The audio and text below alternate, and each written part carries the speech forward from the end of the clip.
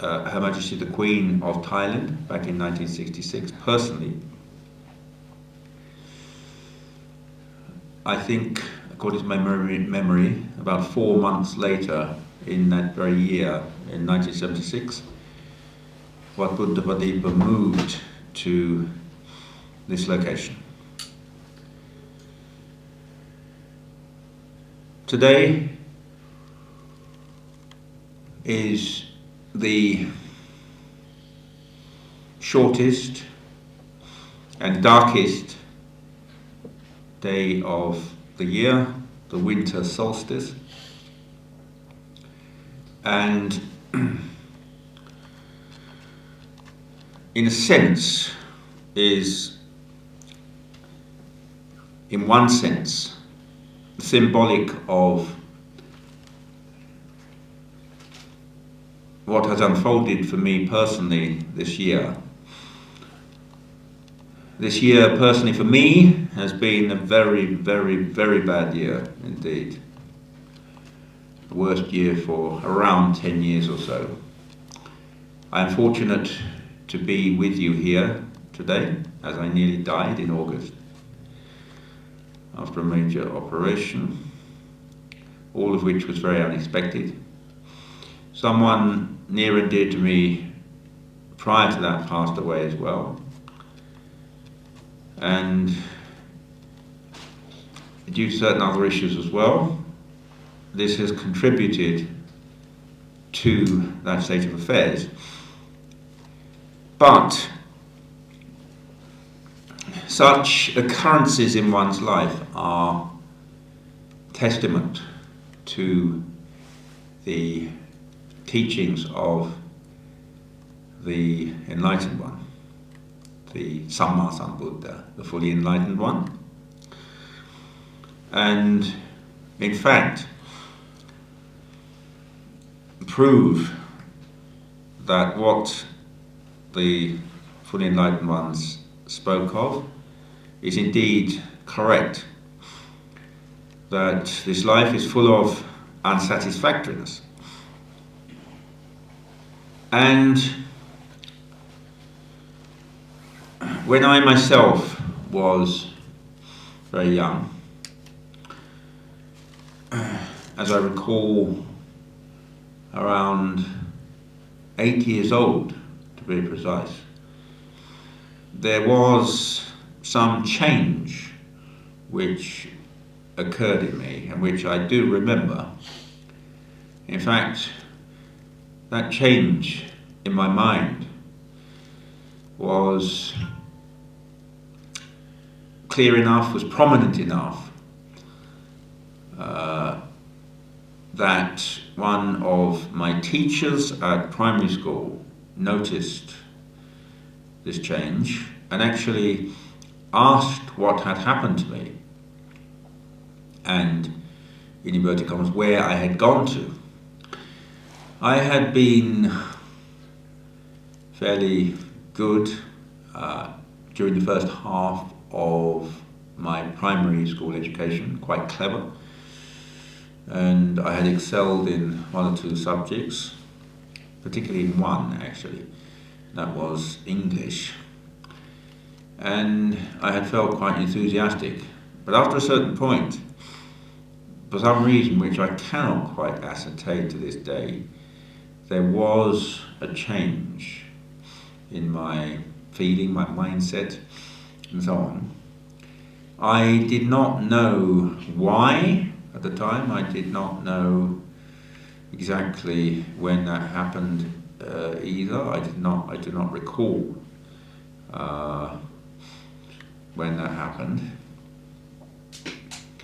But this change in my mind progressed to a state where I used to wonder about the nature of the world, particularly, as I recall, after about the age of 9 years. And I believe that, as I always say, the main reason for this could well have been my own dear mother's long-term illness, which myself and my only sibling, my brother, were constantly witness to. My mother had been very ill for about 30 years with epilepsy, which is very distressing to witness, and particularly in one's own mother, namely someone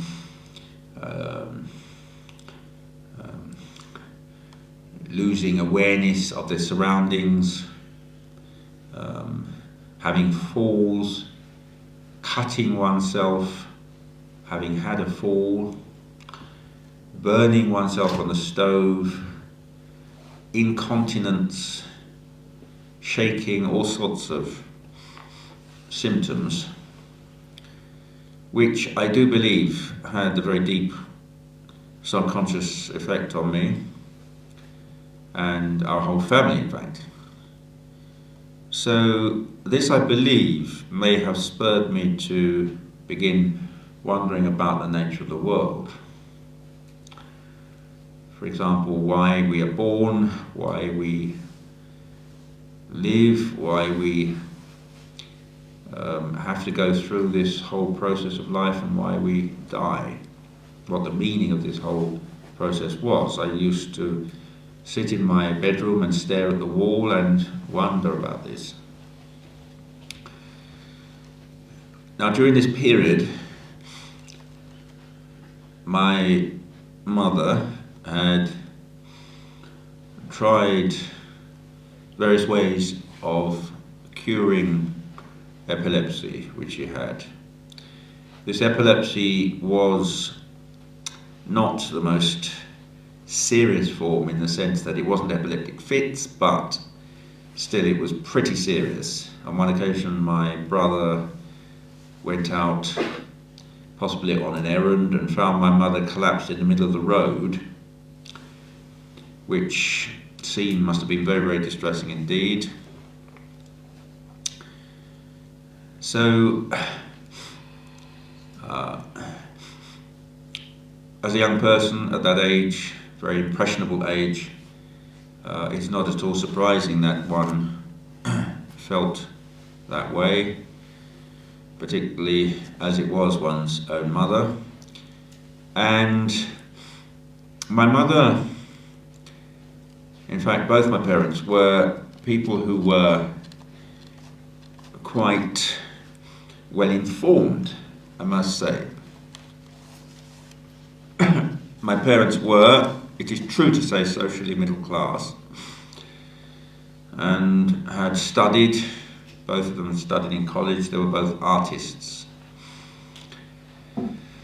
My mother having studied sculpture, my father having studied art, that is painting and so on. And my father had also turned his hand to other pursuits, such as studying music and photography, amongst other things. And during my father's time during national service in Asia, in Malaysia and Singapore, he had had exposure to Asian culture and apparently had read many, many books, and very possibly had indeed read certain books on the East. In fact, I remember that at home there were a number of books on philosophy, and also the life story of a certain yogi, an Indian yogi. And my mother, I believe, was also quite aware of many other cultures and so on. And in order to cure epilepsy, my mother had experimented with a certain type of meditation, That was the Indian system of meditation called transcendental meditation, taught by Maharishi Mahesh Yogi, who famously became involved with the Beatles in the early or mid-60s, whenever it was, or late 60s. My mother used to visit that centre, whatever centre that was, in London. And during this period, I became increasingly unsettled and unhappy as a boy. And I did not know why this was, but I do, as mentioned, believe that it was due to a feeling of unsettledness in our household due to my mother's illness. The uncertainty of everything, the instability which it caused, and the distress it caused. So at that time, I had seen on television certain Buddhist monks, but they were Chinese monks in a Shaolin temple, practicing meditation in a very peaceful monastery and lighting candles and incense and so on, and paying homage to the Buddha and meditating. And having seen this,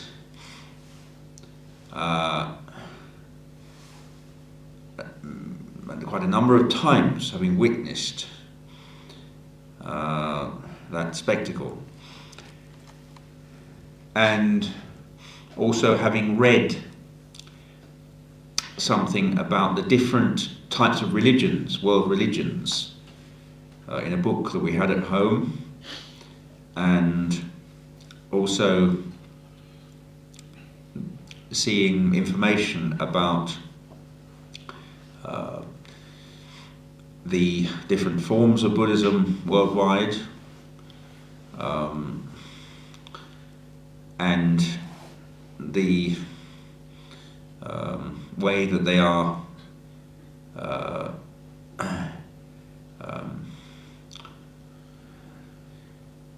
are geographically located, namely in the northern countries such as Japan, Korea and China, are found so-called Mahayana Buddhism, and in the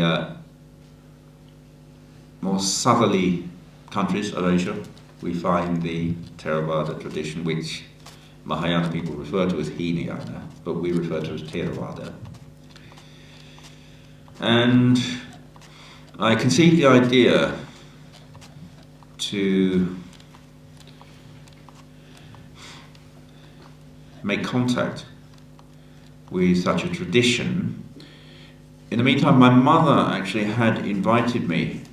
She had suggested, due to my having mentioned to my mother regarding my unhappiness, feeling of being unsettled, and so on, I had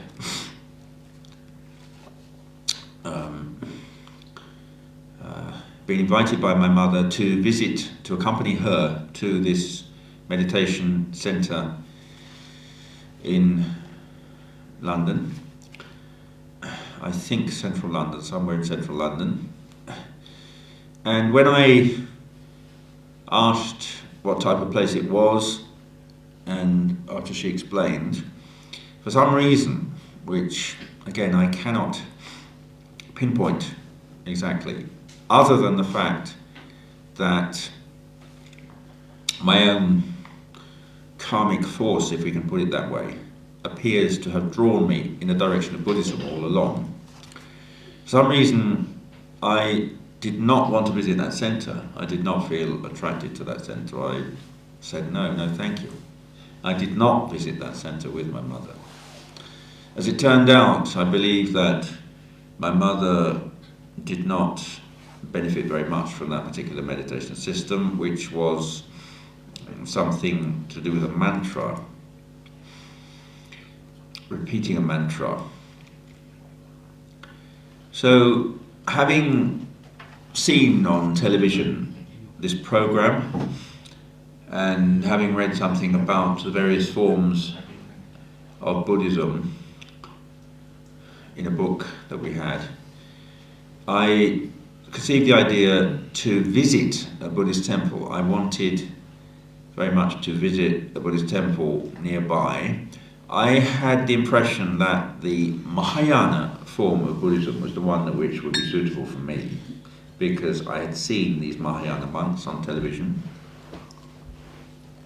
and seen them meditating and so on. And in that book there was a map which indicated that Mahayana Buddhism appeared to be more widespread than Theravada Buddhism. So, as a boy of whatever it was, at the most 13 years old, I thought that that must be the one.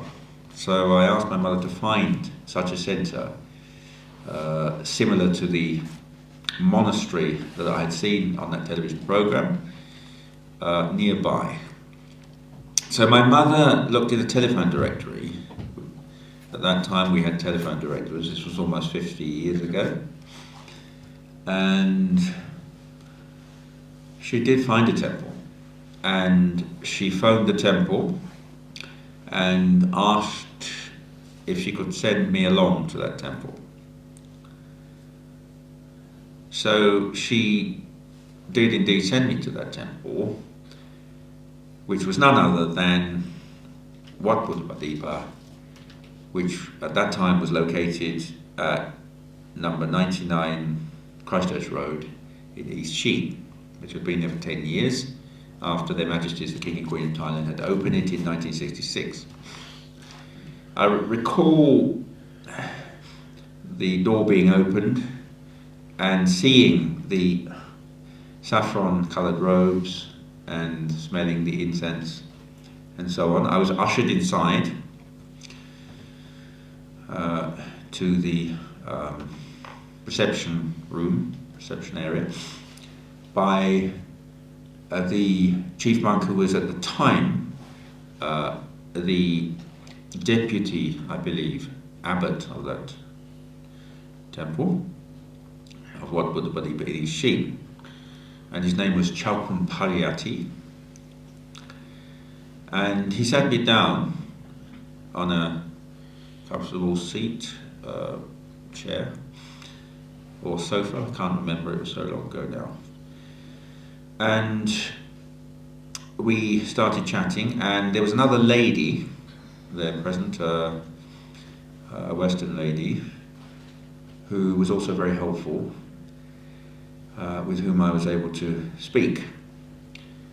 So I asked the chief monk, Chaukun Pariyati, whether the temple taught martial arts, because I had seen the Shaolin monks on the TV program practicing martial arts, and I had also conceived the wish to try practicing martial arts as well. I was actually taught a bit of martial arts at school by a friend, not very much, but he was apparently quite good. And the chief monk, Chaukun Pariyati, smiled and chuckled and was actually quite amused, and told me that here we do not tend to the body, we tend to the mind, which was something which I always remember. So I felt a little bit disappointed, because I was a young boy of 13 years old. And this was the first day. But I believe that something drew me, something very powerful, drew me to continue visiting Wat Buddha in East Sheen. In fact, I began visiting that temple daily, on a daily basis, after school. This was at the time that I was attending secondary school. And that was quite a way off. I had to catch 2 buses to get to secondary school. My mother had applied for a closer school, but there were no vacancies apparently at the time, and I had to travel on 2 buses to an area called Ham. In spite of this, I used to visit the temple daily. And I was drawn by many factors, one of which was the sight of the monks, the peaceful feeling in the shrine room, the smell of the incense, the sight of course, the Lord Buddha, the Buddha image, and the very peaceful atmosphere in the temple, and the very friendly nature of the monks, and so on. And frankly, it was like being in an oasis. And I felt that I had come home to something. That is the reality of it. And also, I read certain books which were available at the temple, certain basic books on Theravada Buddhism, such as the well-known introductory books on Buddhism, such as What the Buddha Taught by Venerable Rahula, and The Buddha's Ancient Path by Venerable Piyadasi, the late Venerable Piyadasi, Naikatera, and The Word of the Buddha by the well-known late German scholar monk Venerable Jnana Tiloka, who lived at the island hermitage in what was then Ceylon a long time ago. I remember reading about the life of the Buddha. That is, the fact that he had been a prince, and that he had had every comfort in life, but that he had become disillusioned with those comforts, having experienced the raw reality of life, having seen certain signs, and then having renounced all that luxury and comfort. He had embarked upon a very difficult lifestyle indeed, and striven, having practiced various austerities, to realize the truth of the world, to realize the highest truth, the Dhamma. And eventually, having attained to full enlightenment, he wandered the highways and byways of northern India for 45 years, teaching people out of great compassion the noble truths, that is, the truth of unsatisfactoriness, of the cause of unsatisfactoriness, of the cessation of unsatisfactoriness, and the path leading to the cessation of unsatisfactoriness, the Noble Eightfold Path. So I felt very inspired by this for some reason. I just felt drawn to the Lord Buddha and to Buddhism, because the very reason that I was attracted to the temple and the teachings of the Buddha was, above all, this underlying feeling of unsettledness and some degree at times of anxiety perhaps, and unhappiness, general unhappiness. And having wondered about the nature of the world, I wanted to know an answer to this problem of unsatisfactoriness and suffering. That was the main reason why I became involved with the teachings of the Buddha, and why I became so attracted to the temple and to the teachings. So this was evidently a very, very strong feeling. I had been in some ways different to other children in that I did not feel drawn to playing around as a lot of children do in the same way, and I was rather brooding perhaps, and I did not have many friends at all. In fact, I only had one very good friend who is still my friend to this day. I was rather contemplative, I believe, in some ways. So I, as said, started visiting the temple Wat Buddha Padipa in Shin on a daily basis, and it came to the point where I was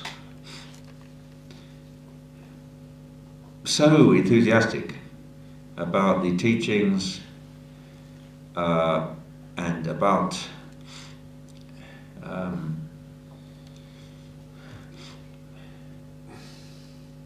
the monks themselves that I conceived a very, very powerful, very strong idea to ordain as a novice. I wanted to ordain as a novice. During this period, I had seen at the temple some carved Buddha images. There were, as I recall, 3 carved Buddha images which at that time were on sale. And I took a liking to one of them, I believe the largest one, which wasn't very large, but I was very attracted to it. And the cost at that time was, in 1976, £5, which was a considerable sum, but it must have been something quite special, actually, I think. So I asked my mother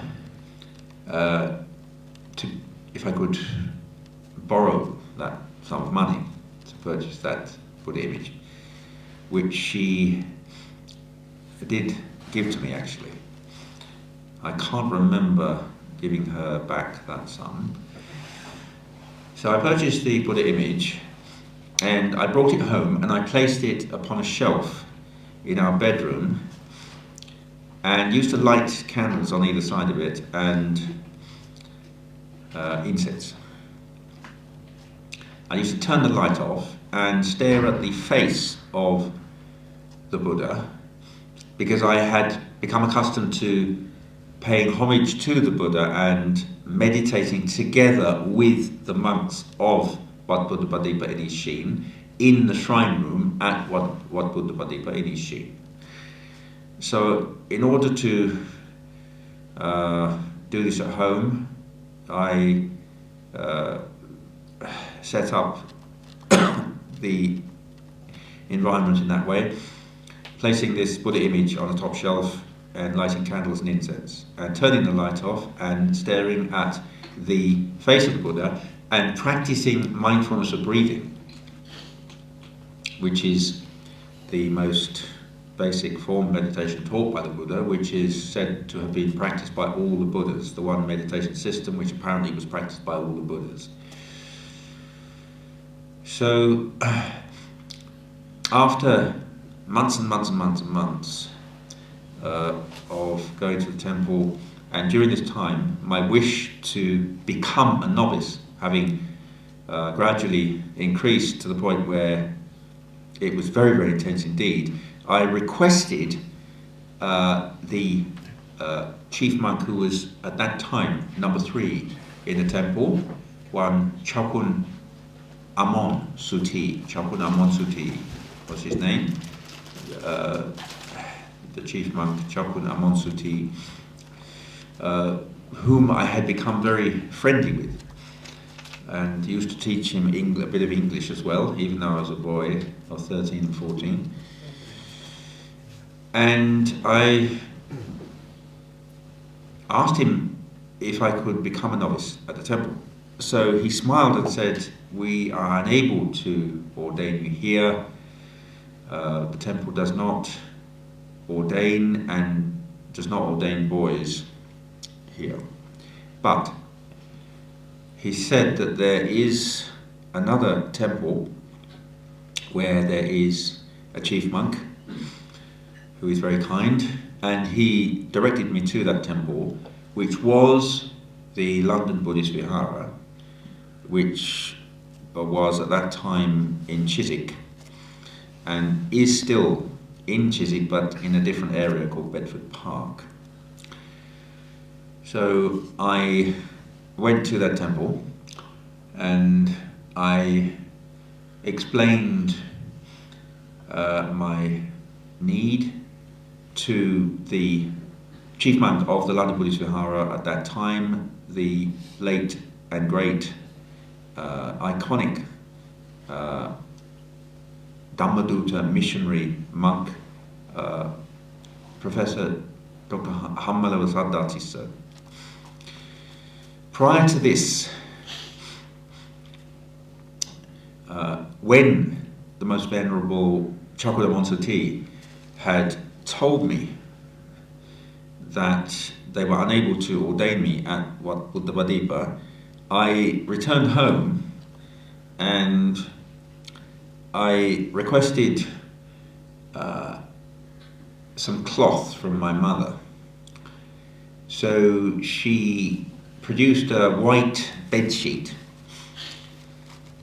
and we cut it in 2 pieces, a large piece and a smaller piece, representing an upper robe and a waistcloth.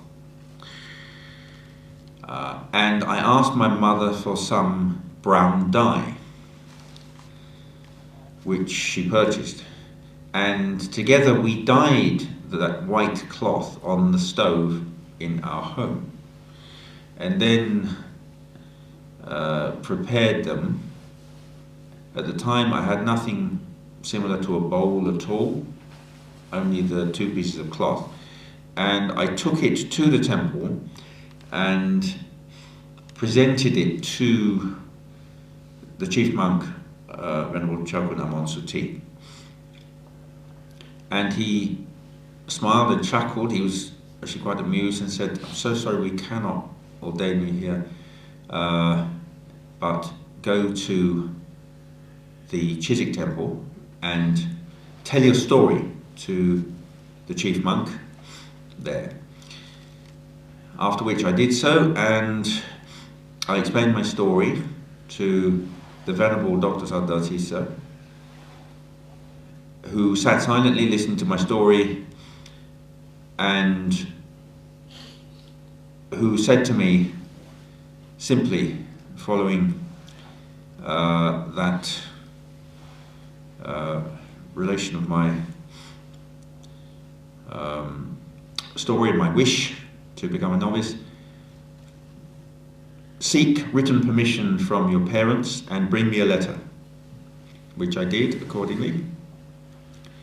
And he had said that he would ordain me as a novice, which I did, and I was then ordained at the London Buddhist Vihara on 22nd of June 1977, on a very, very auspicious occasion, which was actually attended by a number of Thai monks, including Chokun Amon Suti, and also the late iconic Thai forest monk Ajahn Chah and his chief Western disciple Ajahn Sumedho,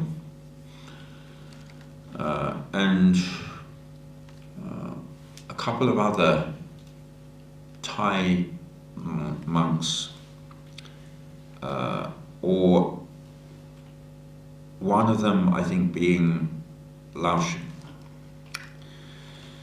There were 10 altogether at my ordination. It is sufficient for only one monk who is an elder, what we call a Thera, a monk ordained for more than 10 years, to ordain a novice. But it just happened that at that time there were a number of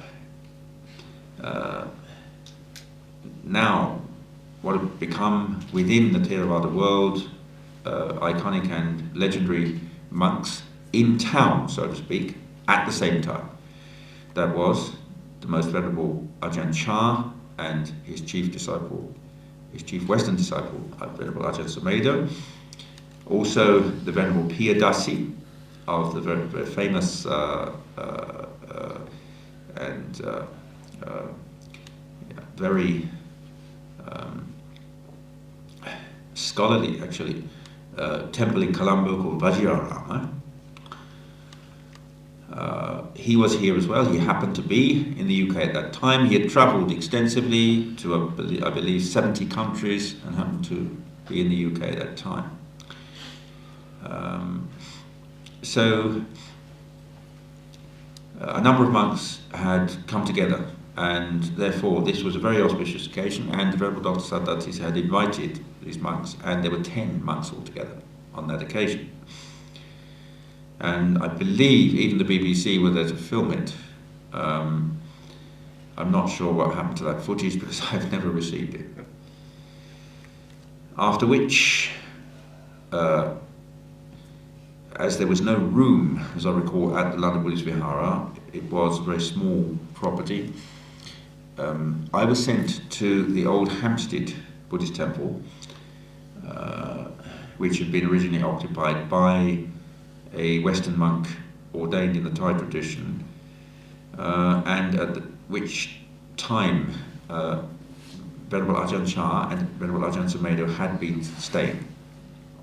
This was right at the beginning when Venerable Ajahn Chah and Venerable Ajahn Sumedho had been invited to the UK in 1977 to establish the Western Theravada Sangha in the West, according to the original vision of the English Sangha Trust, which had not been a vision of having a townhouse such as they had at that time in Hampstead, North London, but as a forest monastery, which subsequently happened. It was realised in 1979 when the townhouse was finally sold, and Chithurst Forest Monastery was acquired with those funds and with a lot of other work by the monks who were resident at the Hampstead Buddhist Vihara and others who joined later on. And then subsequently in 1984 the Amaravati Buddhist Monastery in Hemel Hempstead. So this period had been a very, very special one and was historical, actually, in the history of Buddhism, not only in the UK but in the West. And I was fortunate enough to be in the right place at the right time, and also to have parents who agreed to ordain me, which to this day still raises eyebrows. And it is true to say that I have not heard personally of another case of a boy having been ordained at that age 14. There may have been one or two who were 18 or over, and in the Mahayana and Tibetan tradition there may have been one or two Western boys, I am not sure, but in the Theravada world I have personally not heard of another case of it. And that's the reason why I'm still here now. Because at the time, it was out of my own wish that I ordained as a novice, a very strong wish, with a very strong foundation, which was based upon a very legitimate concern about the nature of our life, the nature of existence, the question of suffering and unsatisfactoriness, the most basic teachings of the enlightened ones. And throughout all that time, I have never, ever regretted becoming a Buddhist. I was born as a Christian. I was christened at the local church in my area, Barnes, a new church called St Mary's Church. But my parents were never really practicing Christians, and they accepted Buddhism. They were very broad-minded, very informed, as mentioned, and they recognized the truth of the teachings of the Buddha. In fact, my father was involved at the inception of the Chithurst Forest Monastery. I have been told that he accompanied Venerable Ajahn Sumedho and the late chairman of the English Sangha Trust, one of my father's friends, Mr. George Sharp, who was also an artist, around England and Wales in a car, together with another monk who is now a senior monk in that tradition, very senior monk, looking for a property. And they came upon this property of Chithurst in West Sussex, which at the time was very, very dilapidated indeed, and they took a big gamble in selling the townhouse in Hampstead, which paid off, though the monks did a lot of work apparently on the property at Chithurst House at the time, and also my father contributed to this at the time for some period. And my father used to read all sorts of books. He was also interested in Zen to some extent, but he did recognize the very fundamental core original teachings of the Buddha, to which I was drawn at the outset when I visited the Wat Buddha Bodhipa temple in East Sheen. And my mother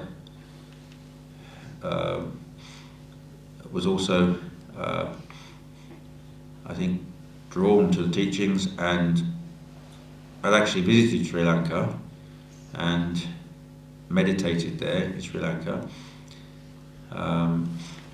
under a certain teacher who taught me, a meditation teacher. This was subsequently. So my parents were very unusual people who were prepared to accommodate my wish, which was another reason why I was able to ordain at that time. And I always say that for that reason also, I'm still here. I dedicated my own life to monkhood and the teachings of the Buddha in honor of the Lord Buddha himself, and of in honor of my parents, and all those benefactors over a period of almost 50 years, almost half a century since the beginning, who have supported me with the four requisites of life. And because this life of a monk is the most worthwhile life that I could have chosen, and is one which is relatively rare in this world, and for various reasons often difficult to achieve for certain people, and also difficult to maintain for others. This life of a monk is not for the faint-hearted, I must say. Though we are supported with the 4 regulations of life, and there are many, many monks who do apparently live what appears to be a comfortable life. In other ways, this is not an easy life because of the loneliness of a monk's life. But the rewards are far greater than any worldly happiness that could be attained, and that is because the teachings of the Enlightened Ones lead to, as you know, the happiness of Nibbana, the unconditioned, the unformed, the unoriginated, the unborn, unconditioned happiness within the heart right here and now, which is not dependent upon any external sources such as sensory pleasure and so on. And ultimately, unless one turns inwards, as it were, then one will always be at the mercy of the uncertainty, the precariousness, the vicissitudes of this very uncertain life. It's very thorny life. The teachings of the Enlightened Ones are often painted by certain parties as being pessimistic, as being negative in some way. And this is because they latch on to the first, as it were, teaching of the Enlightened One about the noble truth of unsatisfactoriness and suffering, and the 4 noble truths. But we, conversely, present the teachings of the Enlightened Ones as being quite the opposite, actually. Something which is very positive and not optimistic. Optimistic infers some sort of feeling of notion of something which is not perhaps quite akin to reality in some way, some sort of hope about something. But the Buddha's teachings are positive, certainly positive. Why? Because the Buddha went on to point to the cause of suffering, to the cessation of suffering, the end of suffering, and to the path leading to the cessation of suffering, of unsatisfactoriness. The cause being craving for more, craving for more sensory stimulation by way of the 6 sense faculties, and then experiencing aversion and negative thoughts due to frustration of that very energy itself, that force of craving, which is generated in the heart due to non-understanding of the truth of the way things are. The perception that somehow things are satisfactory in this world, that somehow things are lasting, that somehow things are I, me, and mine. But of course the Buddha pointed out that the reality is quite opposite to this, that things are indeed impermanent, that they are, because of impermanence, unsatisfactory, and because of these two they are ultimately non-self in terms of ultimate reality. What is impermanent cannot be self. What is unsatisfactory cannot be self. What one cannot ultimately control, how could this be self? And therefore, this notion of I, me, and mine, which is at the core of the teachings of the enlightened ones, is absolutely unique. Worldwide, various teachers, right throughout India as well, even in those advanced systems of meditation as practiced in India prior to the enlightened ones. Everybody clings and needs to cling to something or other, to clutch at straws as being something, as being I, me, and mine. As whether it's Mahabrahma or the Western God or whatever. But the fully enlightened ones uniquely reject this idea, saying that the notion of I, me, and mine is merely a view and an opinion which is rooted in ignorance and delusion, and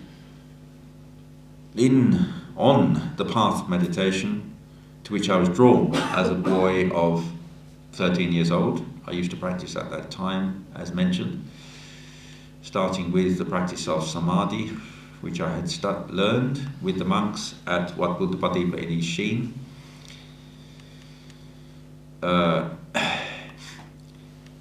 In the practice of meditation as taught by the Buddhas, we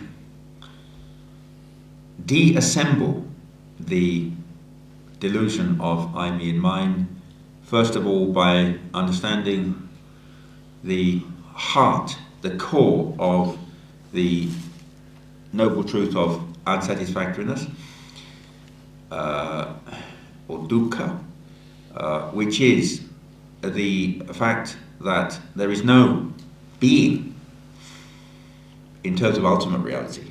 Only in terms of conventional reality, which we ourselves have agreed upon, which we ourselves have created, can there be said to be a person, a being. And this conventional reality, which I always tell Westerners, must continue. We have to function, we have to live in this world as long as we live.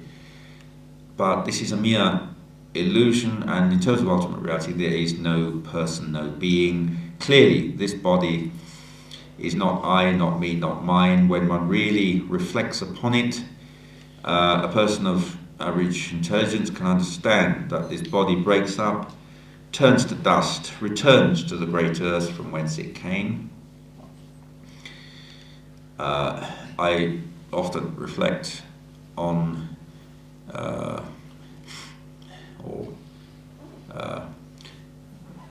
think about my late parents, particularly my dear mother, who was so close to me. I was attached to my mother, I was very, very fond of my mother naturally. But my mother no longer exists. My mother's body was cremated, turned to ashes, turned to dust, and returned to the great earth. And this is a mere perception in one's mind in terms of ultimate reality.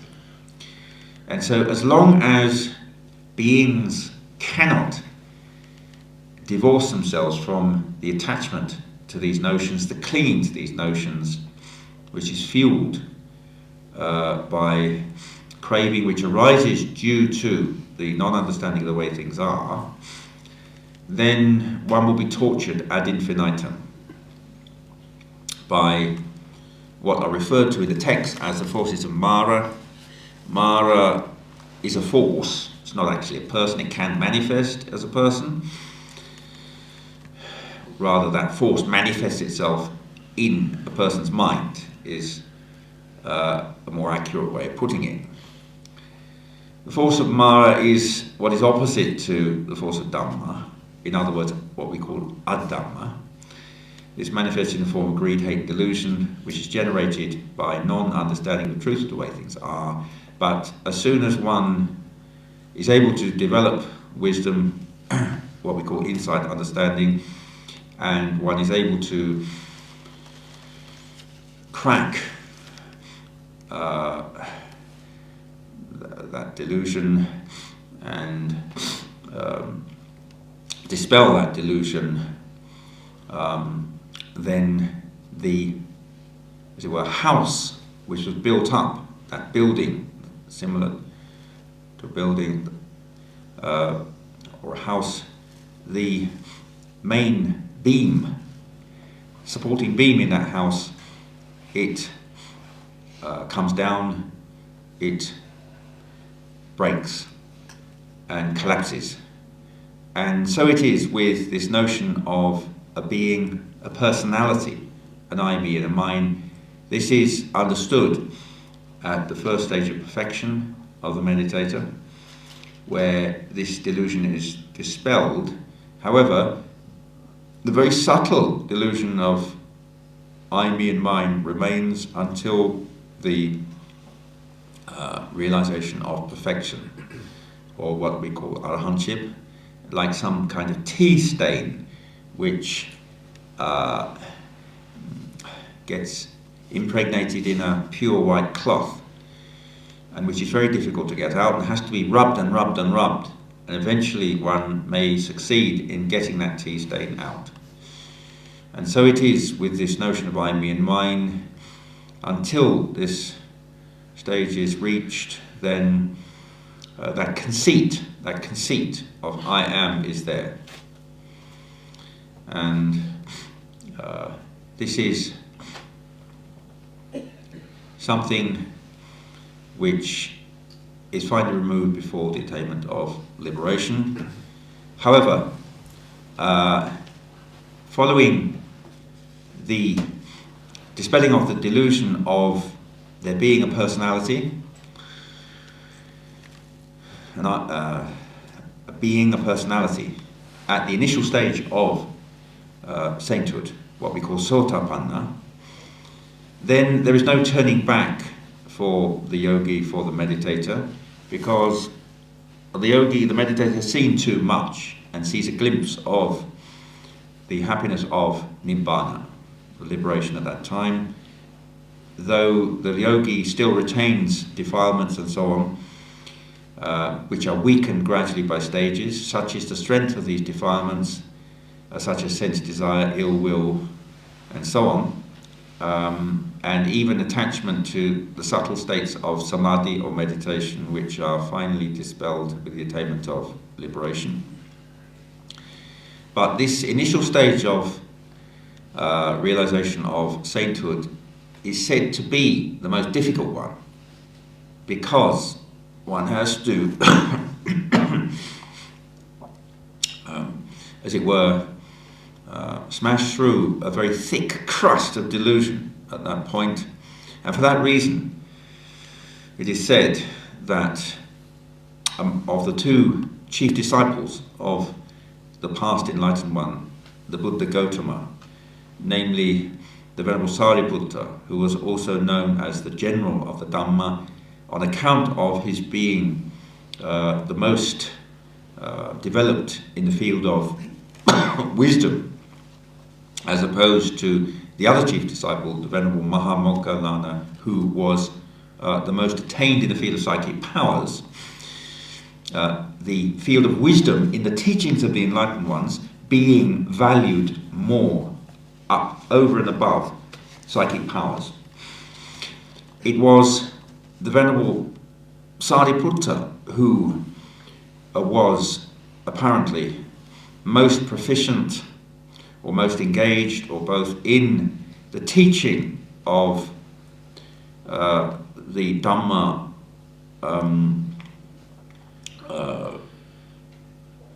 which facilitated the development of what we call worldlings, someone who is at a stage prior to the first stage of liberation, of sotapanna. In order to break through that crust of delusion, a very powerful wisdom is required, and therefore it is said that the Venerable Sariputta was a specialist in teaching disciples in this field to attain to this stage of sotapanna.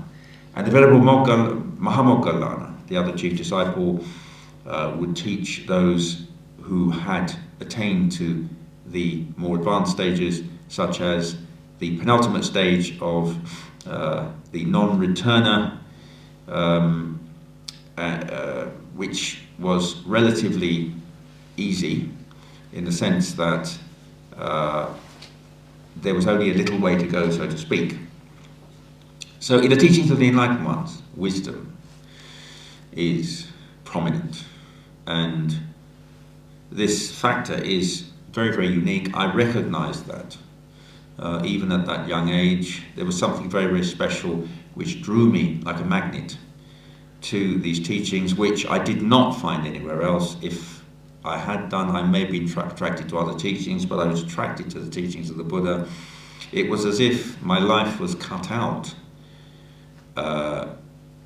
to embrace the teachings of Dharma, and for that reason I do believe, and do say with great humility, that my own karmic force, I believe, and my own samsaric journey appears to be quite a powerful one in that sense. I did admittedly become involved with what is now known as Sri Lanka, more than Thailand. I did stay in Thailand. I was there for a total of about 2 years and 8 months, and I'm always so very grateful to Thai people for having looked after me so wonderfully over that relatively short period of time. But for some reason my own destiny was with what is now known as Sri Lanka. As clearly I was drawn to that nation, having been ordained at the London Buddhist Vihara, and actually I recall seeing in my mind's eye a vision of very dark-skinned monks with very bright-coloured yellow robes, and feeling an affinity with that island, with that particular country, with that particular nation. This is my own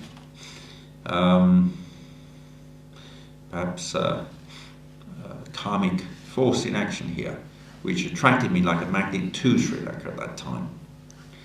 And also the language just came to my mind. It would seem the alphabet I did not particularly study at all, but the letters appeared to come to my mind almost automatically. So this teaching and this path to liberation, the Noble Eightfold Path, the Fourth Noble Truth, which is expounded by the Enlightened Ones, is the greatest gift that we could receive. One really understands that when one is spiritually mature to the point where one is looking for a true answer to this question of suffering and unsatisfactoriness, which was what drew me to the teachings in the first place, and the Buddhas having been concerned with the in-depth solution to this question of unsatisfactoriness through the development of wisdom, which the Buddhas realized, namely the Four Noble Truths and the law of dependent origination, very profound doctrine and so on. And it takes a fully enlightened one to re-reveal these very subtle teachings, though in a sense they're not complicated, but they're very deep and profound. And we are swimming famously against the stream here, and for that reason I personally have always kept my expectations low, in the sense that I do not believe that on the whole we will ever get crowds of people, millions and millions of people getting attracted to this, unless there is some extra element involved, such as an element of celebrity and so on, or sensationalism. Here we are concerned with the core issue, which affects all beings, that is the core issue of unsatisfactoriness and the cessation of unsatisfactoriness. But the world itself spins upon craving and ignorance, and therefore it is clear that it may well be that the vast majority of beings in this world will never indeed come to these teachings.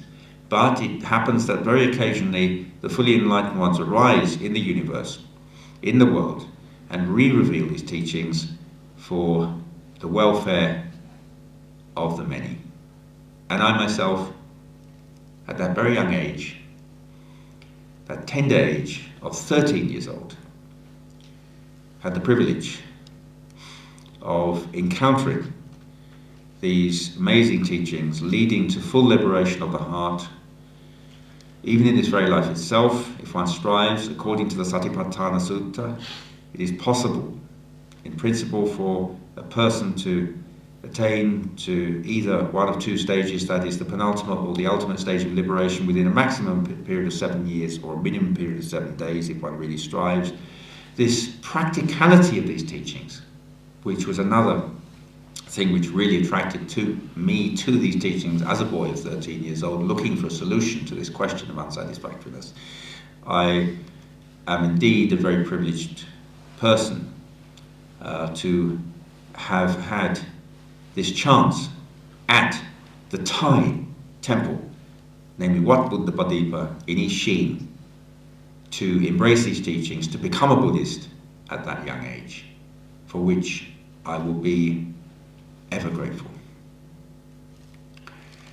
I note that the time has passed and it is now 8:15, so I've been speaking for around about an hour and 10 minutes or so. So now I would like to give an opportunity for anyone to ask any questions. Anything at all which you would like to ask, please feel free to do so. Yes, let the other say a word of thanks first. No, wait. Okay.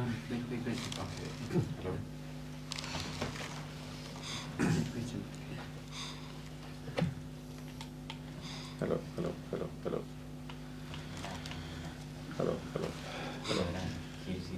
Right, well, yeah, you can ask a question from there, because the microphone doesn't work.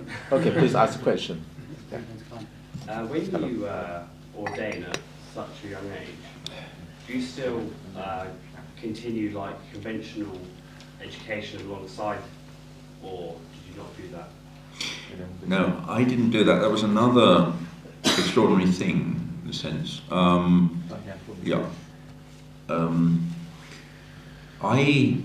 When I left school and ordained as a novice, and obviously following ordination, one cannot go to school like that.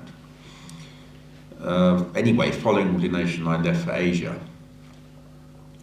So, I was taught in Sri Lanka to some degree. I did return to the UK, and during that period, I was pursued by the educational authorities, and they were quite hot at the time, possibly stricter than they are now. There were jail terms handed out to parents as well. At the time, I don't know whether that practice is still in situ or not. Parents used to be threatened, with possible jail terms and all the rest of it. And one day when I was actually at the temple, I was visited by a group of representatives from the Department of Education, only once. And I remember sitting round in the office at the temple, monks as well, and discussing this issue. And I was offered a chance if I wished to return to school, saying that I had missed quite a chunk of education, but if I wished to return, then there was still time, and I could do so. But I refused. I refused outright. I said, no thank you, I didn't want to do that at all, because I was committed to my lifestyle. You know, it didn't even occur to me, you know. And then they went away and absolutely nothing happened. You know, which is strange in a sense, you know. You would think that, you know, perhaps legal action might have been taken or something, you know. But nothing happened, oddly enough. So, yeah. Right, okay, any other question? But I also would like to ask you a question. I thought we had met at the Buddhist Society some times ago, if you still remember. It is very possible. Yeah, yeah. Very possible. It must have been a few years ago, wasn't it? Yeah, I thought before COVID. 4 years, thank goodness. Before COVID. Yeah, at least 5 years. Yeah, yeah, right. Well, I have a question, because I've been living in the UK for nearly 20 years now. Nice. And then quite often when I try to give teaching to the Western people, and they thought that Theravada Buddhist practice seemed to be too complicated for them. Just from your experience, what is the best way to communicate with the Western people who are new to Buddhism? And we don't actually have any policy to convert anyone, although many Western people thought that we would do so. But honestly speaking, we don't have the policy to convert anyone. So the question is, what is the best way to communicate with the Western people so that they could benefit from the Buddha teaching? Yes, I mean, one can focus on the reason why they are attracted, you know, at the outset to the temple. You know, I mean, you will get certain people who come out of curiosity. For example, you know, I experience various people because I serve the Buddhist Society in central London, you know, which is the oldest, possibly the oldest well-known Buddhist society in the West, 100 years old. They're celebrating their centenary this year, 2024. So various people come there, you know, mainly Westerners. We do not get a lot of Asian people there at all, hardly any. And various people come for various reasons, but you can broadly categorize the reasons under two headings. One is just mere curiosity, or for some genuine interest in the teachings of the Buddha. So there will be, you know, those who come out of curiosity as a novelty. It may be more difficult to engage with them in a way which will attract them to the teachings of the Buddha, because they may be people who are not spiritually mature enough. I mean, I personally don't get worried about this, you know, and as long as there is even one person at sessions that I take there, that I conduct, who is interested in the teachings, then that is a good result. So people who come there to meditate are those who wish for a deeper form of happiness, you know. And so, yeah, I think that it is good with people in the West to keep things pretty basic and to stick to the basic teachings, which I've just enumerated in that talk, you know, which is basically what attracted me. You know, I mean, personally, to this day, I myself am not a scholar. I was concerned with the most fundamental problems, you know, to do with the being all beings have, and the most basic problem of all of suffering. You know, so we need to relate to people in a very simple way, and offer them a clear path to true happiness, you know. But the thing is that if they're not spiritually mature, then they will not return very often, or may not return at all. You know, many people do not come back. But I'm not disappointed by this, because they are not ready for these teachings. You know? The teachings of Dhamma on a deeper level are for those who are spiritually mature.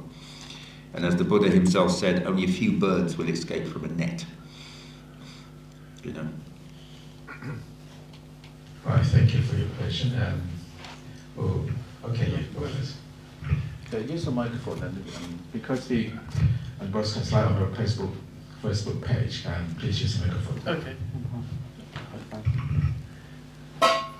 Thank you. Yeah, I saw you at the Buddhist Society a few weeks ago.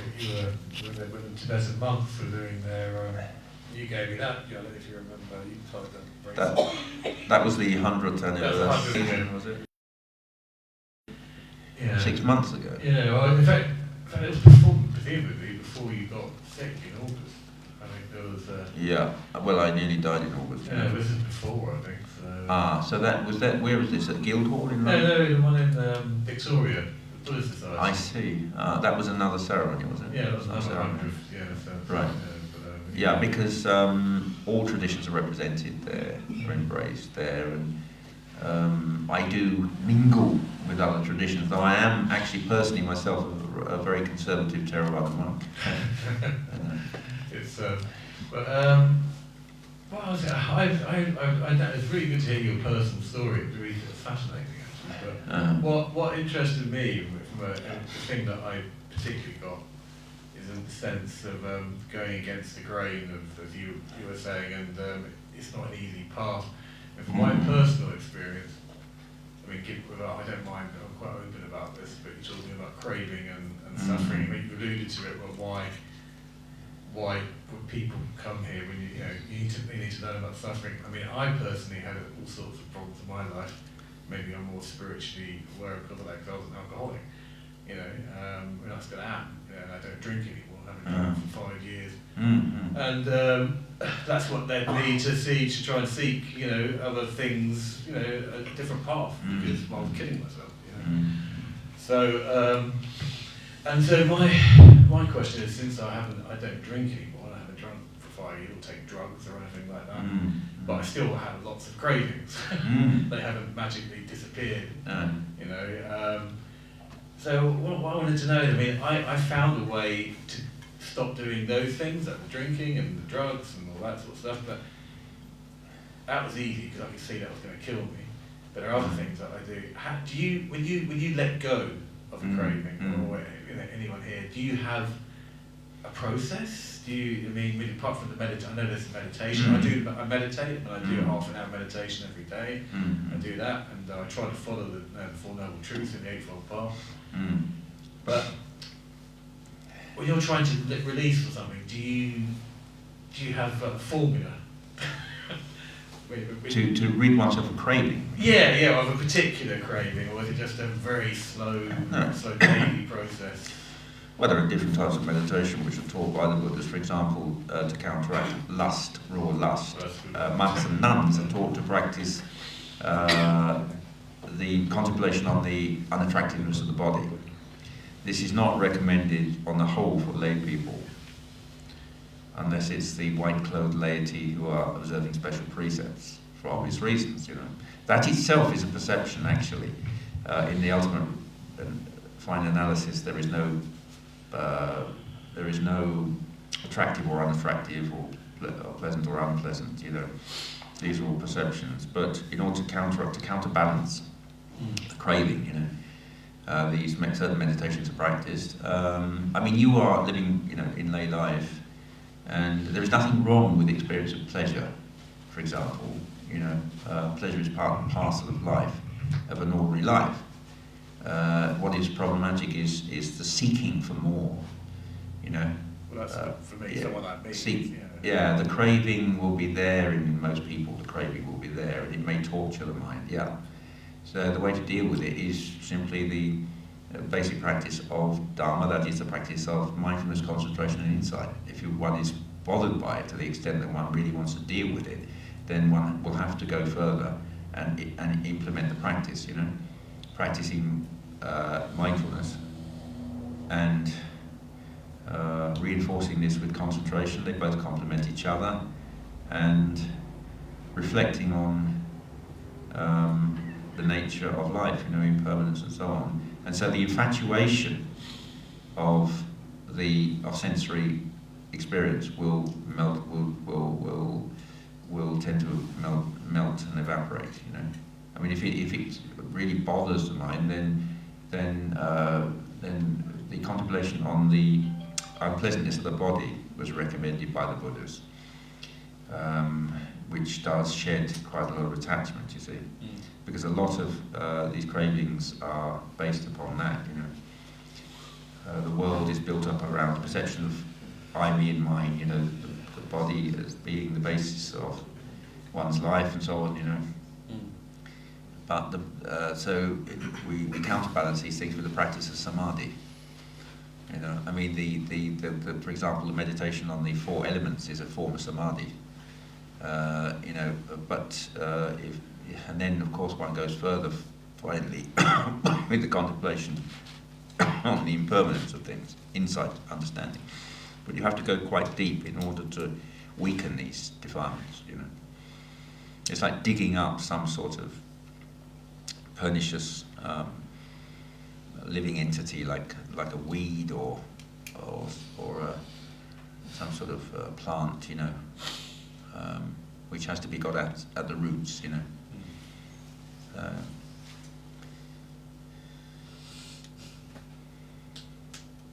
Otherwise, one will spend one's life just either seeking more pleasure or trying to satisfy more pleasure, or being anxious that one cannot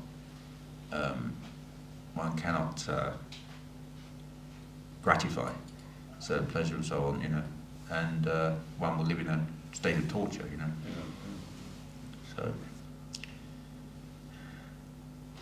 So the answer is through mindfulness, concentration, and insight. Those are the main tools that we have in order to develop. So it depends, you know, upon how much one is, how serious one is in wanting to get to the root of it, you know.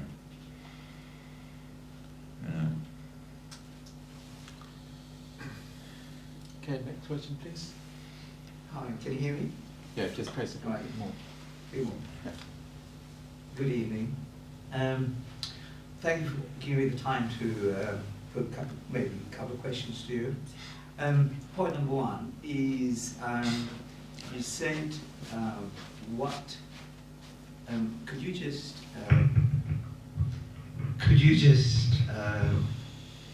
remind me and remind everybody else your motivation at the age of 13 to embrace Buddhism? I think you said unsatisfactoriness, if I can. Yeah. The general unsatisfactoriness of life. I mean, this term suffering is rather limited because we witness, you know, people living happy lives, for example, but all the happiness and suffering is unsatisfactory. The point is, at the age of 13, what happened in your life for you to seek Buddhism? What happened in my life, did you say? What inspired you? Yeah. What is the point? Well, turning towards Buddhism from another child of 13. What happened to you that turned you into Buddhism?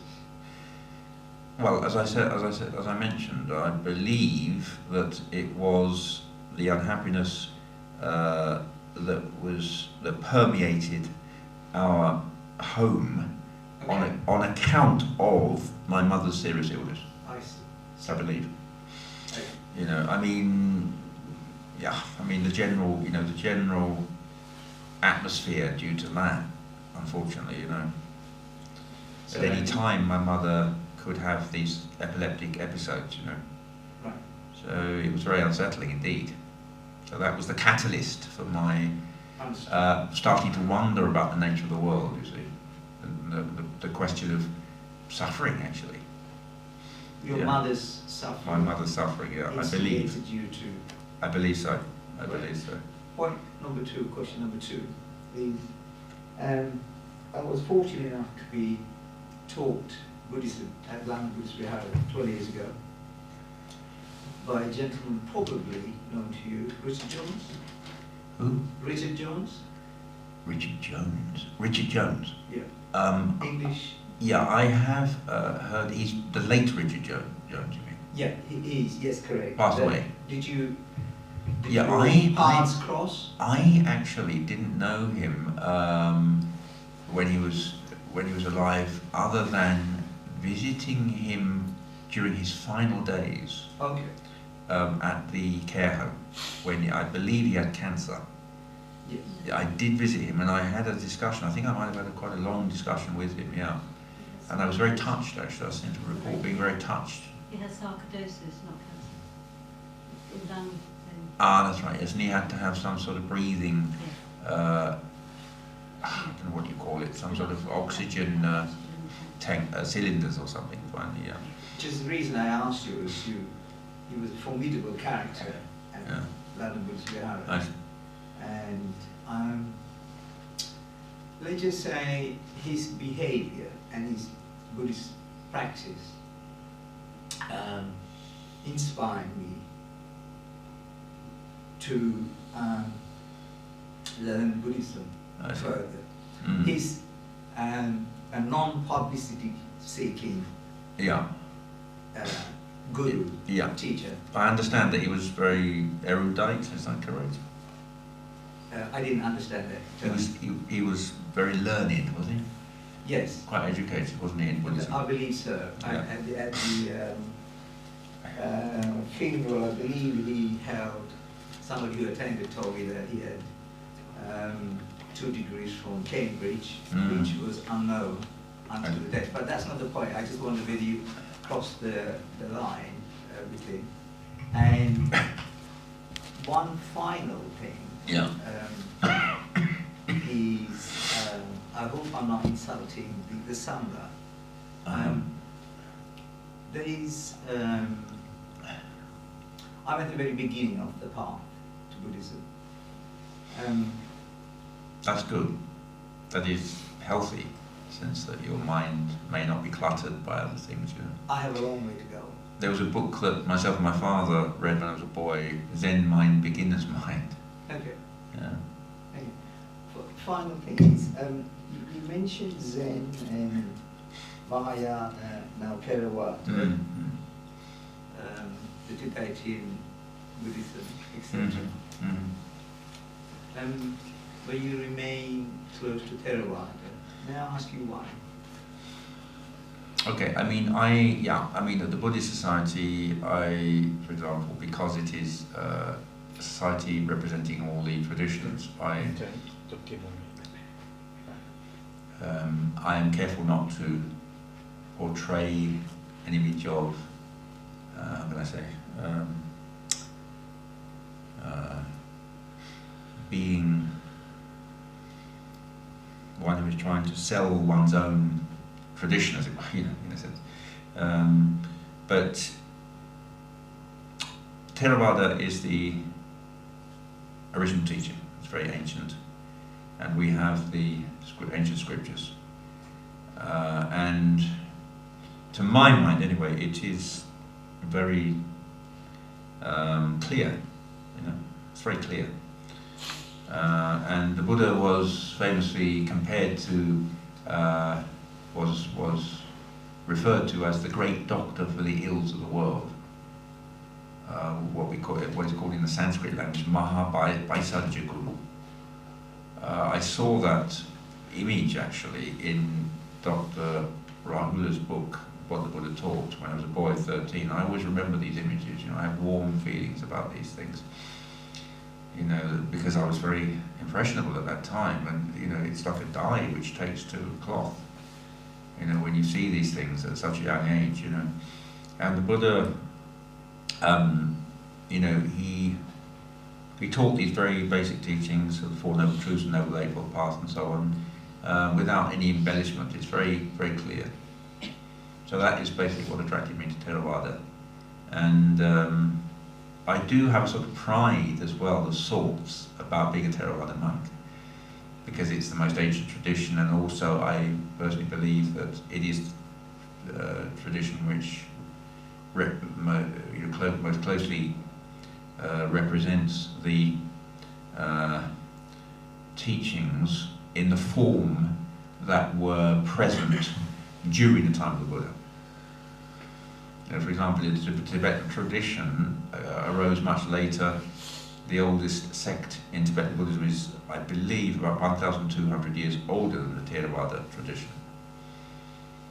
There are 4 sects in Tibetan Buddhism, and what is called the Nyingma is about 1,200 years after, I believe, Theravada. Zen is older than that, I think, or at least Chan in China is older than Tibetan tradition.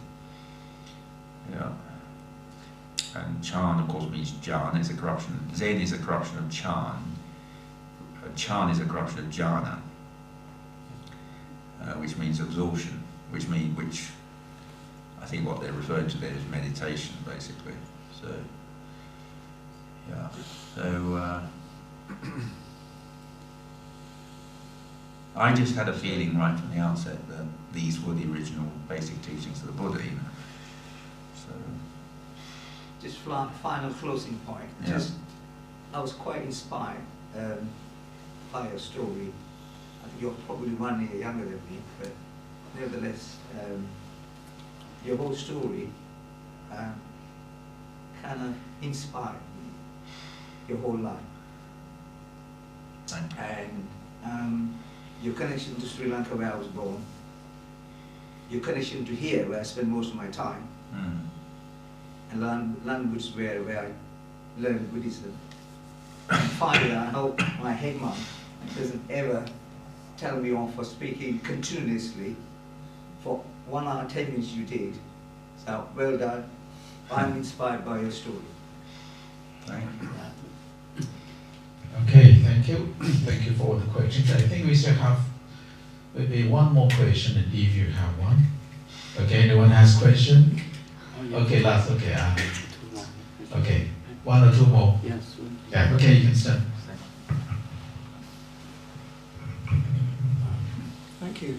I wondered if you mind talking about your meditation practice, how it's developed over the years, whether it was satisfactory from a very young age. I would personally find that very helpful. Oh, definitely, yeah. I mean,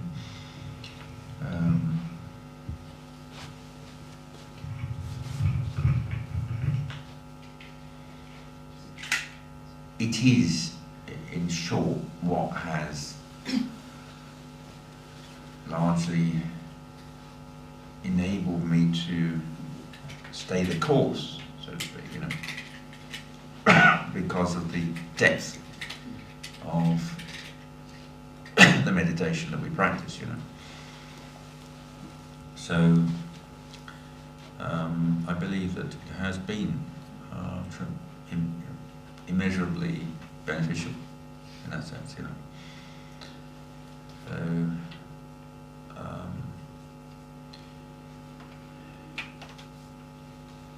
that is what has protected one from forces which otherwise sway you, you know, and cause immense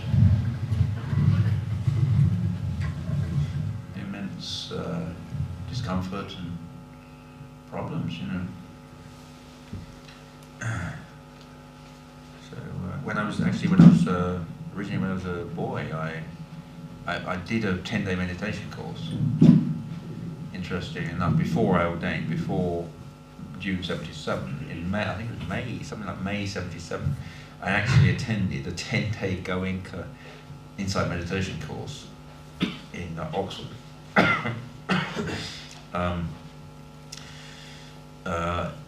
In the grounds of a large stately home which was owned by a Burmese shipping millionaire who passed away, where there were various dormitories or dormitory type buildings, and that used to be used from time to time for insight meditation courses.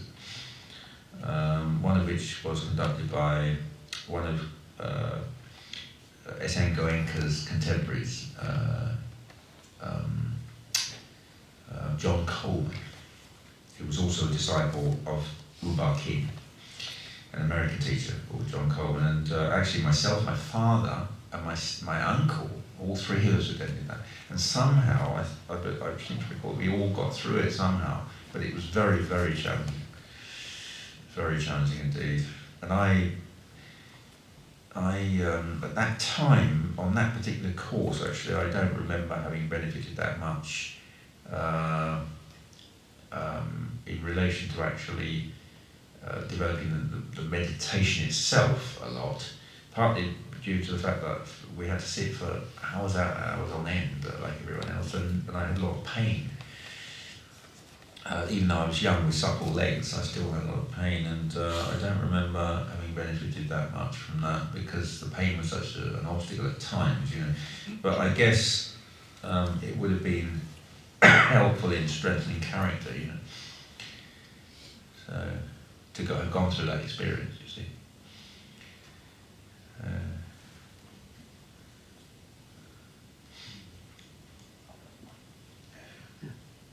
Okay, next question. You mentioned at the start of one's journey and breaking through the crust of delusion, so to speak.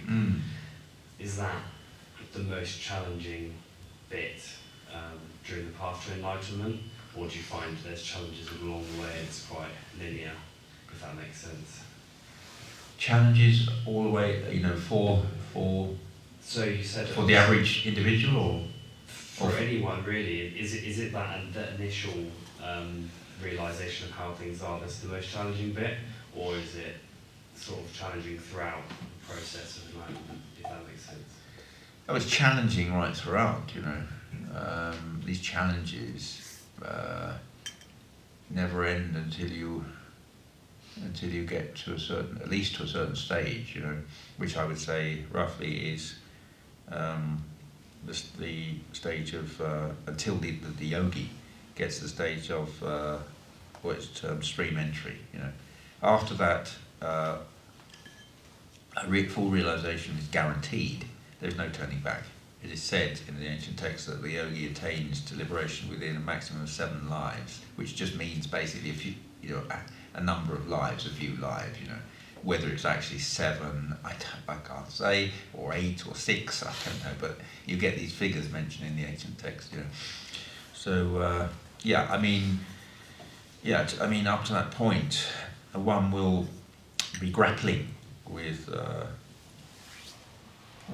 lot of defilements, in particular up to that stage, you know.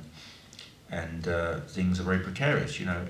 Until that stage is realised, then there is no guarantee that one will not retrogress, according to the teachings, not retrogress into what is referred to as a lower state of existence, for example, you know, such as rebirth as an angry spirit, as a greedy spirit, an animal, or in worlds of torment, you know, of true torment, the so-called hell world, you know, which is dependent upon the state of mind at the time of death, you know, the state of consciousness, you know, at the time of death. But following the attainment of that stage of liberation, the first stage of liberation, then that does not happen. The yogi is guaranteed of nirvana and will not retrogress in that way. Will either be reborn in the human existence or above. You know. How would one know that they've reached that stage, or is it different for everyone? You mean the stream enterer? Yes. Yeah. How would someone know once they've broken through that point? Well, it's an interesting question. I mean, you can't explain it. You know. You know, the yogi knows, but you can't explain it. You know the taste of honey when you actually taste it, not thinking about it. You know. So at each stage of the realization, he knows. He knows, you know. Thank you. That's all right. I want to share everyone my experience of dreaming become Sotapanna. I remember in 1990s when there was a World Cup in Italy. I was a novice monk. So one night I had a dream, a very strange dream. I attend Sotapanna at the goal. And then I feel regret that from now on, I will have only 7 lives. But to respond to your question, you will know by yourself, but it's just a dream. I just share you the dream. So it's not something like that. So when you attend Sotapanna, you haven't been somewhere before. For example, you haven't been to the Buddha Bodhisattva temple before. When you eventually visit the temple, you know what it's like. You have your direct experience, and then you know by yourself. So this is what I can tell. Yeah, I think we come to the end now, and then I just would like to invite the abbot to say the concluding remark, and also to say the words of thanks. Well, Venerable, first of all, I would like to thank Venerable Kassapa for his talk today. It's inspiring, especially the age of the 13, 14. It's only one person in my journey that I know the English had this opportunity and enter to the temple and become a novice and continue his journey since up to now. Most of the English monk, of course, maybe 20 or 30 or in their late, maybe young, but not that age at 13 or 14 years old. This is the same as our novice monk in Thailand or the Tibetan tradition. When the question asks, what is made you, and you said about your mother and also something else, of course, it's very good and inspiring the other who may, at the time, if we talk or invite somebody who is interested in this, in Buddha teaching, it will be very, very good. The talk today, I hope, it will be some idea for young generation and British people who visit the temple many, many times, like to become a novice or monk. This is a wonderful talk and very nice talk, and I feel very appreciate that there's so much that you give, they share your experience as a novice monk to the present time. You know, the talk that you talk today is inspired my personal life because I became a novice when I was young, at 13 years old. Actually, yesterday was 51 years now in the period of novice and monk. So Venerable, 43 years in total of the journey from the 14 of 47. Yeah, 19 and 37. No, 47. 47 in total. From novice. Yeah, from novice. Yeah, the monks 19 novice when he was 14, 1977 to the present time. So it's very, very similar and very close to the period of the monkhood and the novicehood, novice life. Today is the second time that we have a talk by British or European monks, which we would like to invite our friends, whoever who are in the journey, who are interested in Buddhism, may come along to experience, to learn and practice, and especially the experience that he has as the idea of enter to the Sotapanna and try to achieve Nibbana. This has been asked many times, are you really want to achieve Nibbana in your life? This is a question for those who are entered to the monkshood.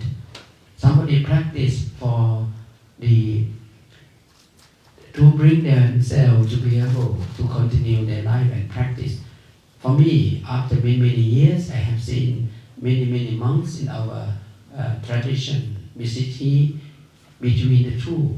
In the history of Buddha Patipat Temple Boy, at the age of very young, and you know about what happened, Ajahn Jakun Amon, Jakun Pra Sopun, Thamasuti, and more, who those at the time started the temple in Chin, in Richmond. And now we have him here, and I hope in future he may, I would like him to be able to have more connection.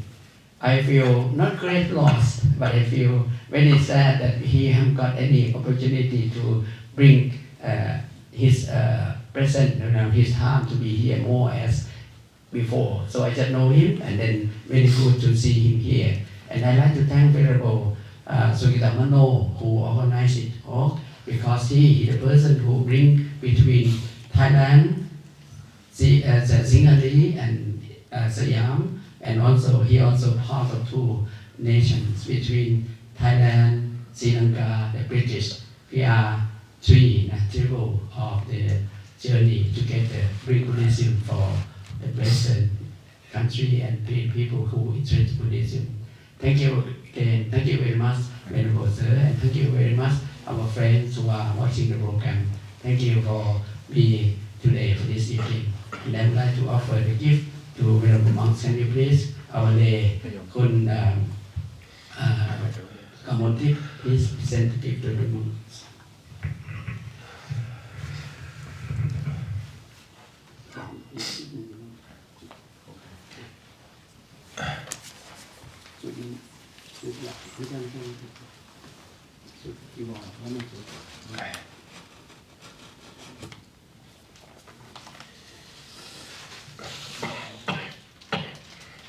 I'd like to have this another one for you because it's really good from Thai.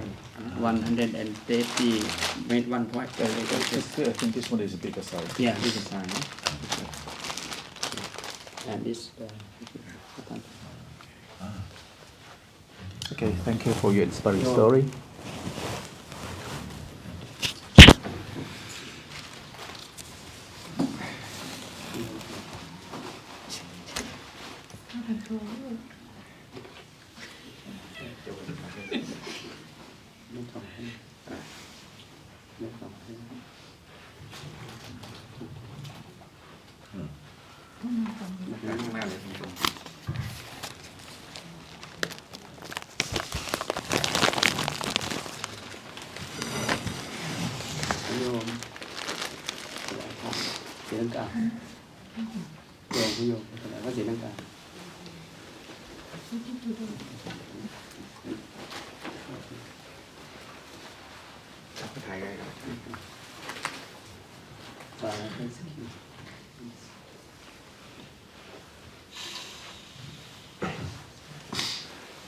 After this talk, you are welcome to have refreshment. Thank you very much. And can we pay respect to the Buddha together, please? Okay, please turn that way. Okay. Now to come to the end of the session, could you please pay respect to the Buddha together? Thank you very much. Arahang Samma Sambuddho Bhagava Buddhang Bhagavantang Abhivademi Sawakato Bhagavata Dhammo Dhammang Namasami Supatipanno Bhagavato Savaka Sangho Sanghang Namami. Okay, please take a seat and we're going to have group photo before we leave. Okay. So you're unwell? Yeah.